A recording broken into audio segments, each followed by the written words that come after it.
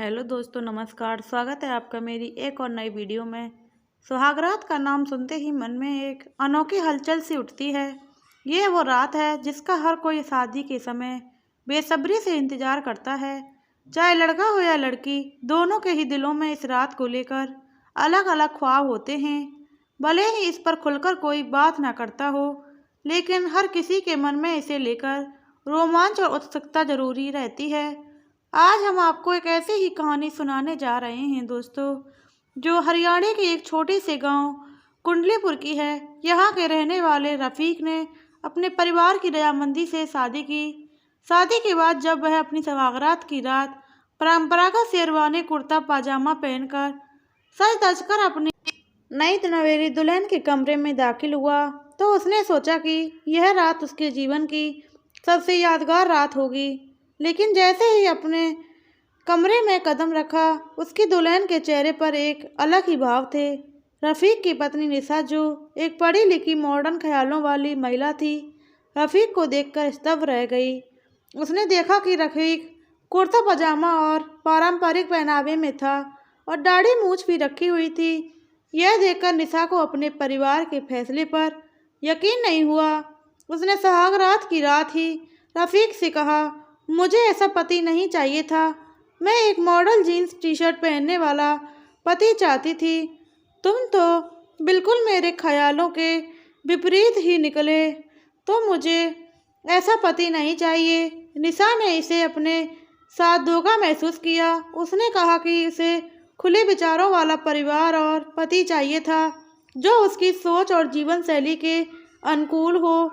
ससुराल वालों का रहन सहन उसे पुराने और परंपरागत लगा, जिससे वह बेहद निराश हो गई।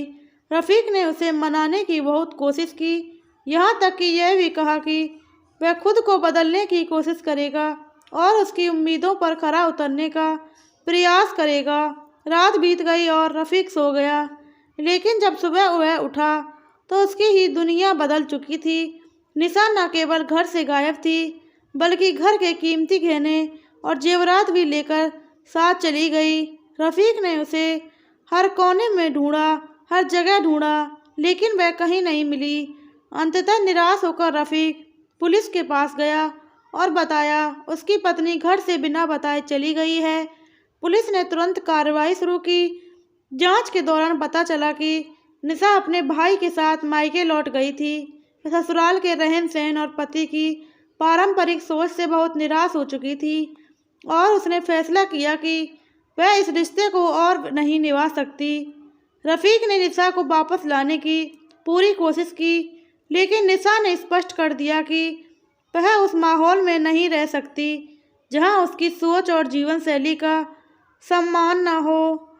वह इस तरह सुहागरात की उम्मीदें और सपने दोनों ही चूर चूर हो गए और यह कहानी सिर्फ एक शादीशुदा जीवन की शुरुआत के बजाय एक रिश्ते की टूटन की कहानी बन गई। इस घटना ने यह स्पष्ट किया दोस्तों कि शादी केवल बाहरी दिखावे और परंपराओं पर नहीं, बल्कि विचारों और जीवन शैली और दोनों के बीच के तालमेल पर आधारित होनी चाहिए। प्लीज़ दोस्तों, कहानी अच्छी लगी चैनल सब्सक्राइब करो, वीडियो को लाइक करो, शेयर करो, कमेंट करना बिल्कुल ना भूलो।